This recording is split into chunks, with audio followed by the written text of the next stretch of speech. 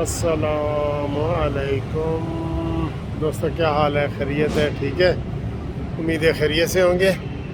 آج 7 اپریل ہے، امید ہے سپریم کورٹ ابھی فیصلہ دے گی۔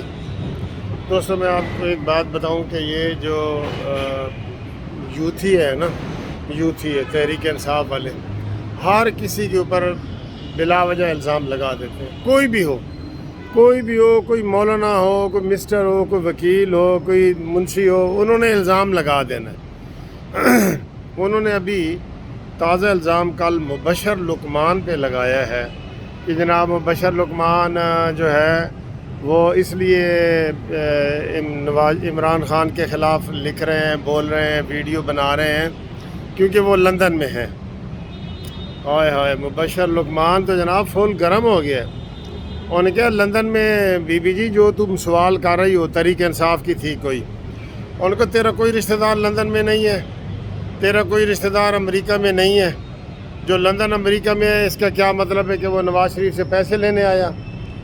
وہ مبشر لقمان نے کہا جی میں نے آج تک کسی جماعت کی حمایت نہیں کی سوائے ایک کے، اور وہ ہے تحریک انصاف، اس کی تبدیلی کے لیے کی ہے۔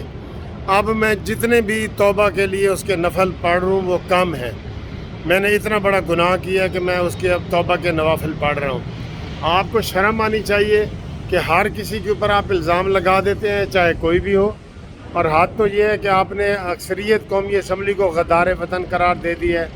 تو ٹھیک ہے، پھر یہ غداروں کا ملک ہے، اس میں اگر اتنے ہی زیادہ غدار ہو گئے ہیں، 200 رکن قومی اسمبلی غدار ہو گئے ہیں، تو ٹھیک ہے، پھر سارے ہی غدار ہیں، پھر یہ غداروں کا ہی ملک ہے، اس کا نام بھی غدارستان ہی رکھ دیں۔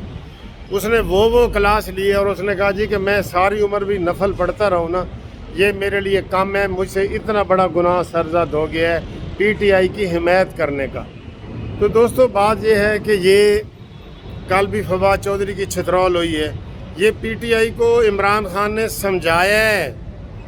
ایک تو اینٹ کا جواب پتھر ہوتا ہے اینٹ کا جواب پتھر ہوتا ہے نا، عمران کہتا ہے اینٹ کا جواب پہاڑ سے دو۔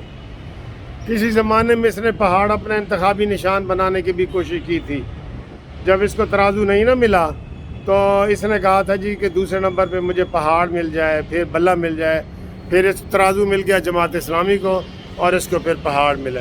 تو یہ فسطائیت اس نے پھیلا دی ہے ملک میں امن و امان کا مسئلہ پیدا کر دیا ہے۔ اسمبلیاں اب قابل عمل نہیں رہیں، اور اس وقت کوئی حکومت نہیں ہے، افراتفری کی حکومت ہے، کوئی خدا نخواستہ باہر سے کوئی حملہ ہوتا ہے، کچھ ہوتا ہے، تو اس وقت حکومت ہی نہیں ہے۔ جس گھر کا سربراہ ہی نہ ہو تو آپ دیکھ لیں اس کے دروازے کھلے پڑے ہیں، کھڑکیاں کھلی پڑی ہے، آندھی آئے، بارش آئے، طوفان آئے تو اس کا کیا حال ہوگا؟ ٹھیک ہے، تو یہ سارے حالات اس نے پیدا کر دیے ہیں۔ یہ آیا ہی ملک توڑنے کے لیے تھا، یہ ملک کو اس نے اسمبلیاں توڑی ہیں، اب ملک توڑنا چاہتا ہے۔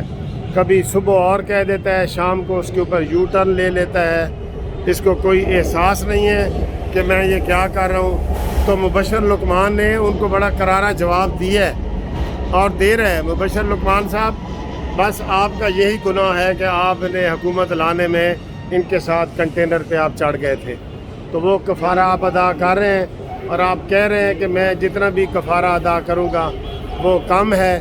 تو ہم چلیں اس بات کو بھی اپریشیٹ کرتے ہیں کہ آپ نے توبہ کر لی ہے اور حکومت کے ہوتے ہوئے توبہ کر لی ہے۔ ٹھیک ہے جناب، تھینک یو ویری مچ، خدا حافظ۔